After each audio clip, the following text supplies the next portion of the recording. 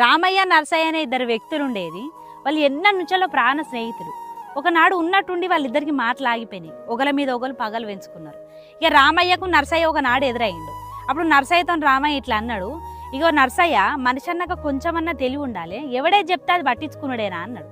అప్పుడు నరసయ్య, నువ్వు దేని గురించి చెప్తానో నాకు అర్థమైతలేదు అని అన్నాడు. రామయ్య అన్నాడు, నువ్వు నా మీద పగ పెంచుకున్నవాట, నా అంతు చూస్తా అన్నవాట, చెప్పుడు మాటలు ఇనుడు మంచిది కాదు చెప్తానా అన్నాడు. అప్పుడు నరసయ్య అన్నాడు, సరే నేను నీ మీద పగ పెంచుకొని నీ అంతు చూస్తా అని నీకెవరు చెప్పిర్రు అని అన్నాడు. అప్పుడు రామయ్య అన్నాడు, నువ్వు గా సోమయ్యతో చెప్పినవాట, అందుకే నిన్ను అడుగుదామని వచ్చిన అన్నాడు.